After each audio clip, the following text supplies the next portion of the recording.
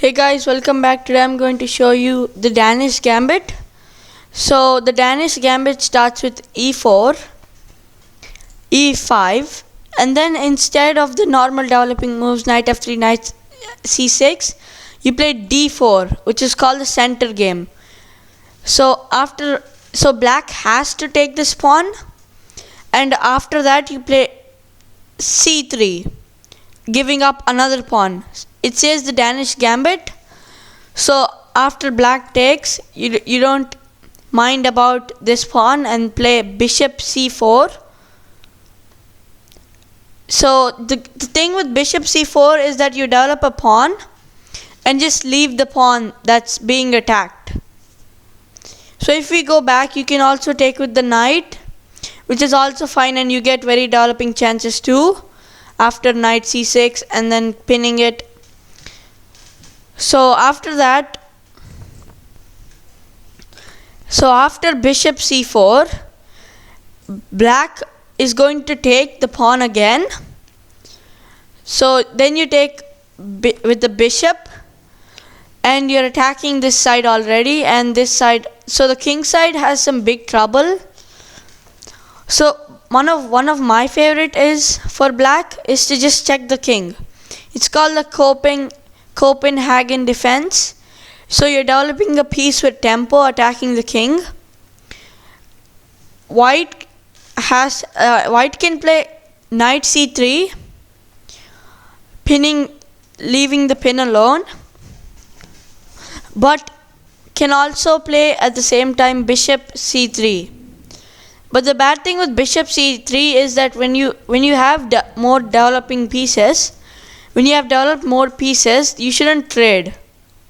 So after this, if the bishop takes, then this is fine. You're still winning, but you just lost your chance of taking the pawn and then the rook. And this, after you take the bishop away with this, so after knight c3, if the bishop doesn't budge and instead they play something else, like attacking the pawn on e4, you can just play queen b3, and at the same you're attacking the pawn on f7, and you're also attacking the bishop at the same time. So obviously black has to protect the bishop. He can go anywhere, but then you check, and then it loses immediately because the king can't castle, and white's pieces are very active, and white can just castle after some moves. And obviously white is very strong here. So if we go back, instead after this, black has many options, like taking taking with check again, and then after bishop xc3. So the threat is this again. Black has to do something to protect that threat, and the best thing to do is knight f6, developing a piece at the same time threatening this pawn. So this does get into this attack on the knight, but the knight can just move somewhere else. Actually, you can just pin it. So after pinning it, obviously white can play knight e2, and you're still attacking because the pin doesn't exist anymore. So then black has to do something. He can also just put the knight in the center where it controls many squares, even attacking the white bishop. So if we go back again,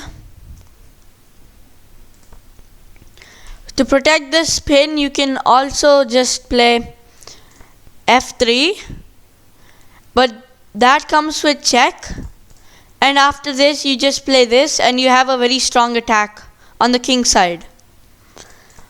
Black can defend it, but it's very strong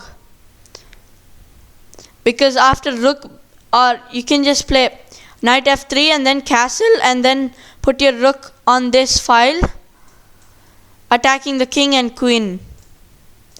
So if we go back again,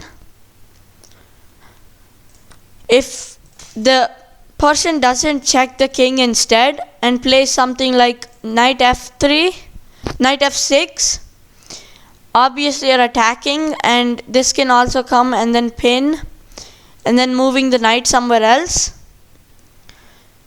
But what after the pin, if white plays something like bishop e2, then the knight cannot move anywhere except here, which the knight will get chased around, but it's safe. So again, here, this is called the classical defense. If they don't attack and instead just defend, you can go back to the same thing by pinning the knight and then taking it again, the one that I showed. But if we go back again, if they play something like knight c3, that's also fine because it's better for white. He's still attacking, and you can just play queen f3, attacking this, and then slide the queen back here, attacking this. So this is a very strong opening for white, and it is very strong. So if you're black, the thing that I say, if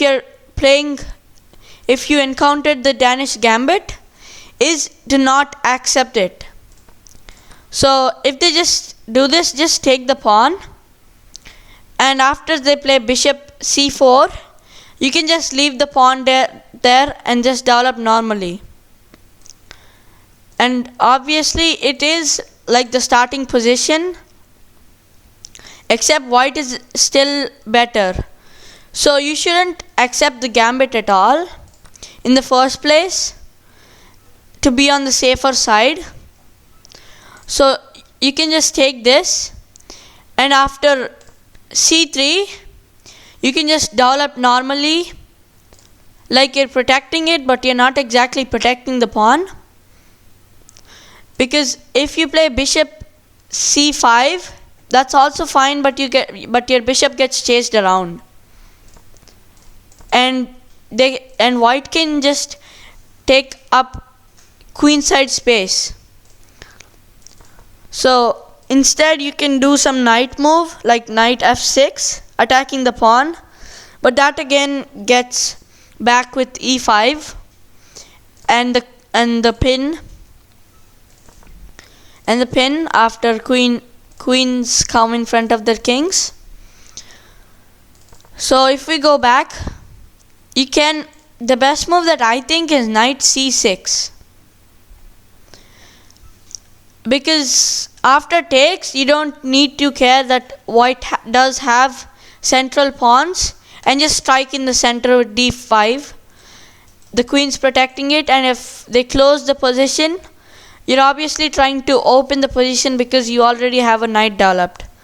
So f6 is the best move that I think, because after captures, now it's better for black instead of white.